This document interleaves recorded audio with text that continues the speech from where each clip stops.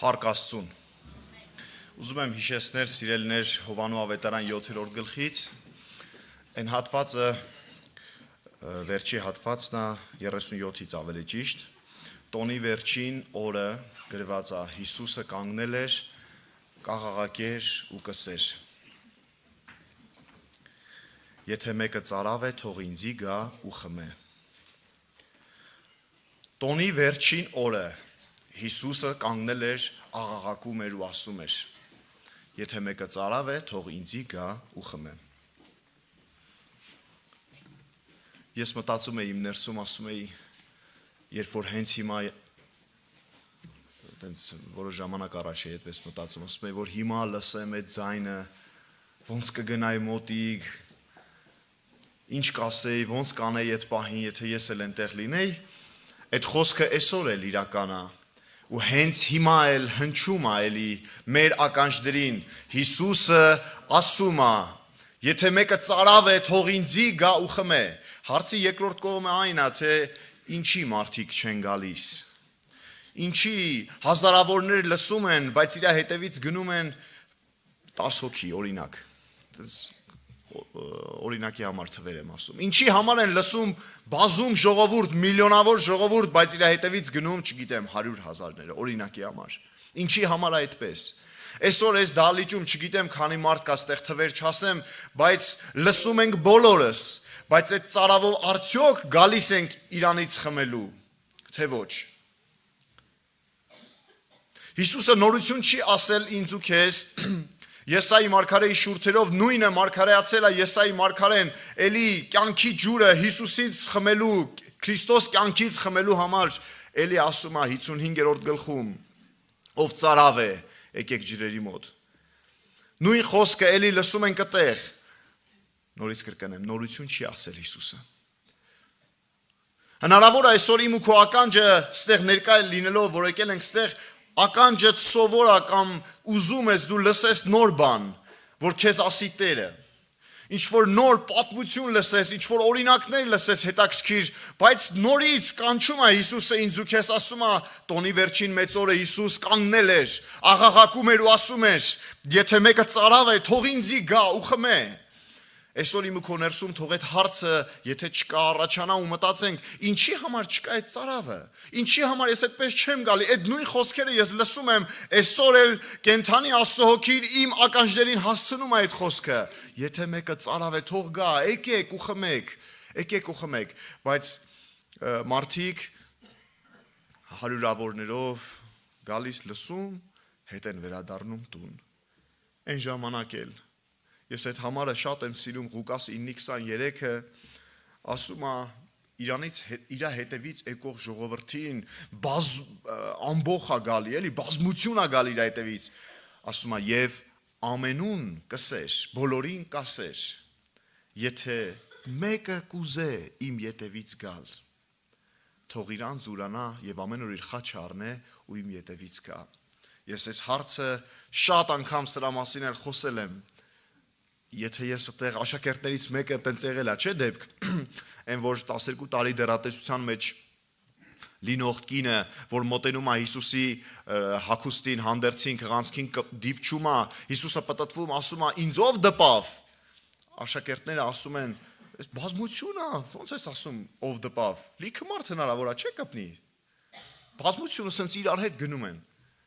Հիմա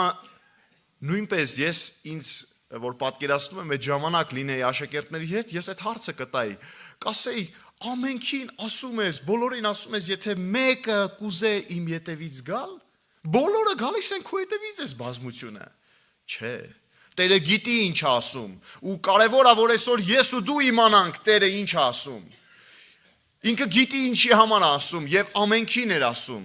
եթե մեկը կուզե իմ հետևից գալ, իրականում իր հետևից գնալու մասին է խոսքը, Իրականում իր հետևից գնալու մասին է խոսքը, ստեղ կարանք հարյուրավոր մարդիկով, բոլորով ներկա գտնվենք, լսենք իր խոսքը, բայց զրո արձագանք ու հետ գնանք մեր տները։ Ես ուզում եմ իմ համար ու քո համար, որ այս պաշտամունքի ընթացքում այնքան եմ փափագում, որ ես էլ չկարենամ քարոզեմ,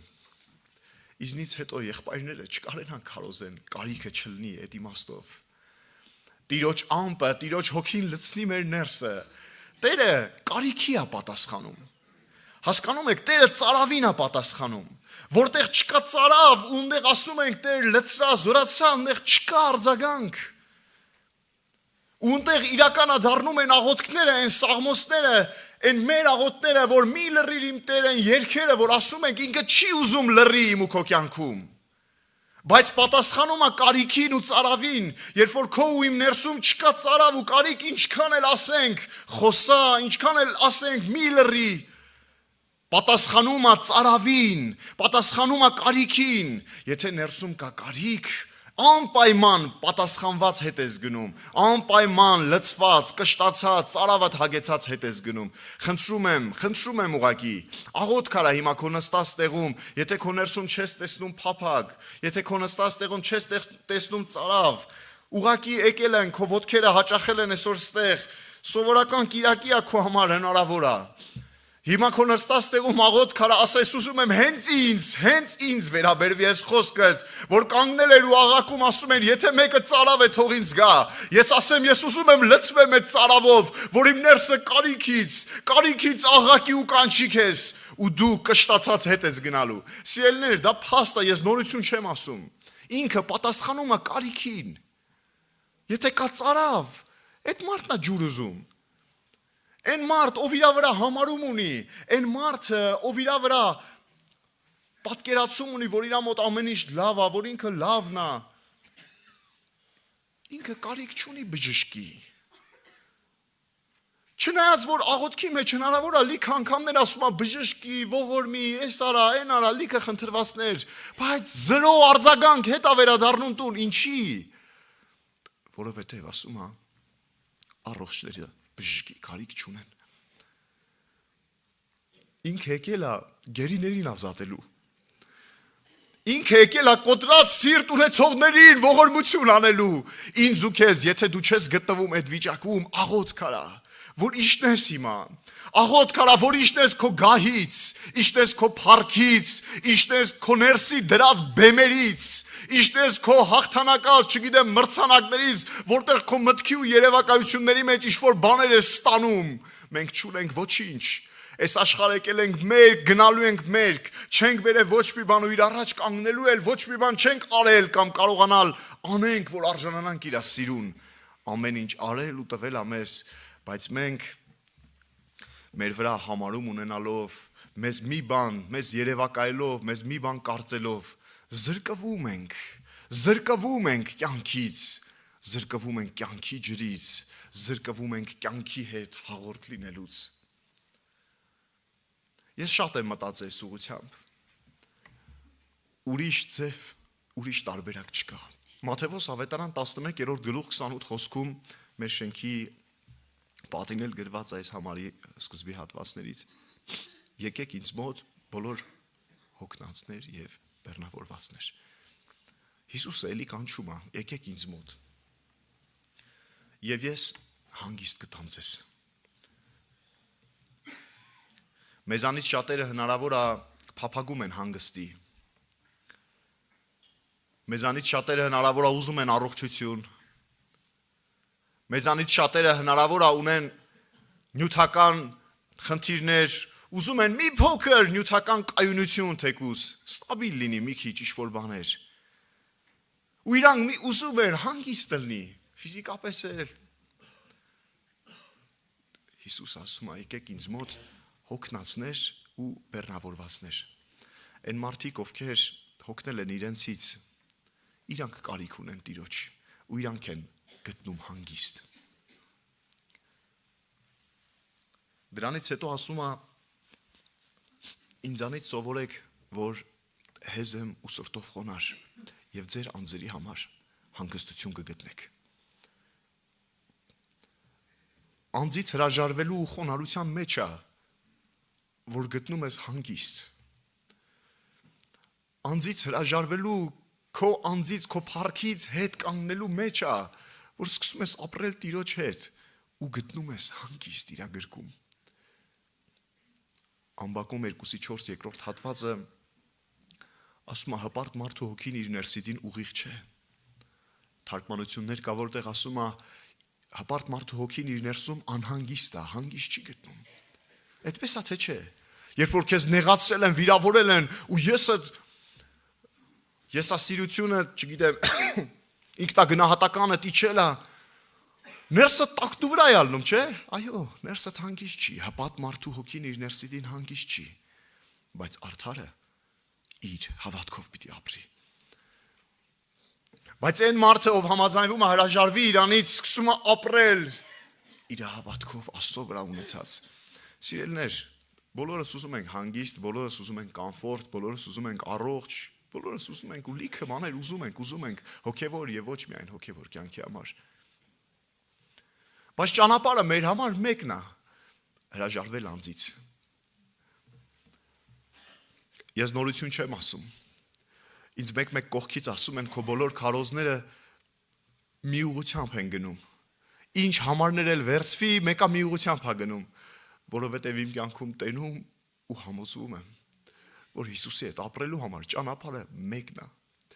Եսայի մարգարեություն 57:15-ում մենք ընթերցում ենք. այսպես է ասում բարձր ու բարձրյալը, որ հավիտենականության մեջ կբնակի, դրա անունը Սուրբ է։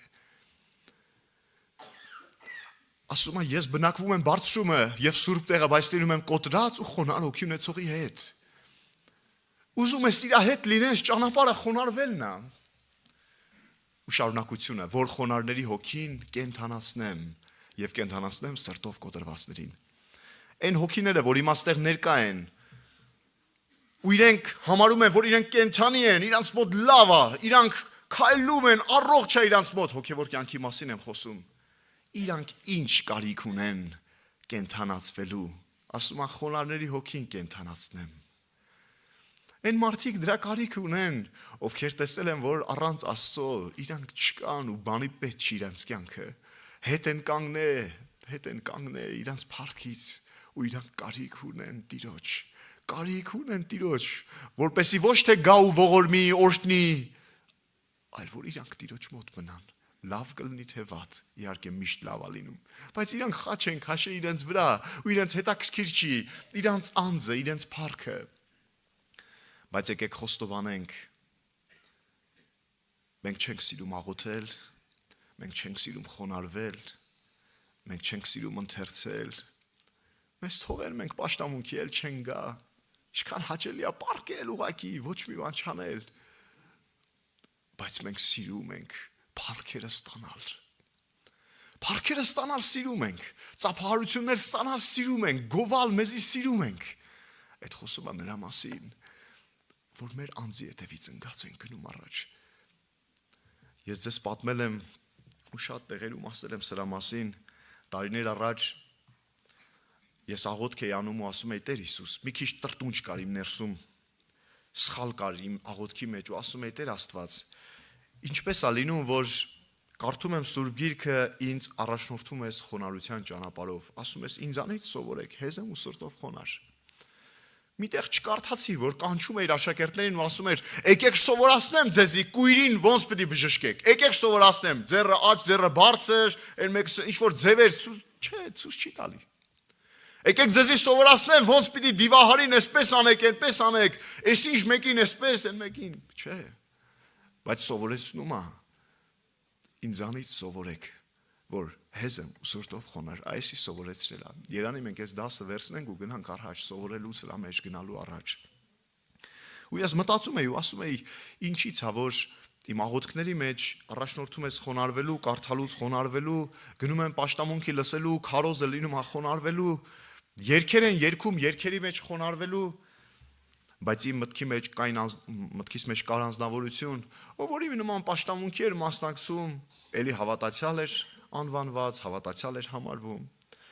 բայց ինքը խոնարհվելը չէր սիրում, հպարտ գալի նստում էր, հպարտ գնում էր, խոնարհվելը չէր սիրում։ Դե ես իմ ներսում ասում եմ, ես էլ եմ հավատացյալ ինքն էլ, որն է դրա տարբերությունը, Տեր Աստված։ Ու պատասխանը այս 57:15-ն էր, որը հիմա էկրանի վրա տեսնում եք։ Երկնքից այս պատասխանը, այս խոսքը ուղարկվեց։ Ես լինում եմ կոտրած ու խոնարհ հոգի ունեցողի հետ, դու որոշի առավելությունը։ Այն մարդը ապրում է իր փառքով իմ հետ կապ չունի, այսինքն։ ես լինում եմ կոտրած ու խոնարհ հոգի ունեցողի հետ։ Դու ընտրի, այս առավելությունը, այս տարբերությունը։ Նույն խոսքը ընթերցում ենք նույն Եսայի մարգարեության 66-ի 2-րդ խոսքում, 66-ի 2-ում, ելի նույն խոսքերը։ Տեսնում ենք, որ Տիրոջ կամքը, Տիրոջ մեր հետ լինելը, եւ այդ ամենն էլ իմ ձեռքն արել, եւ եղան այդ ամեն ասում է Տերը, եւ ես սրան եմ մտիկ տալիս։ Թարգմանություն ասում է հավանում խոնարհին ու կոտրած հոգի ունեցողին եւ իմ խոսքից դողացողին։ Մենք տեսնում ենք այլակերպության լեռան վրա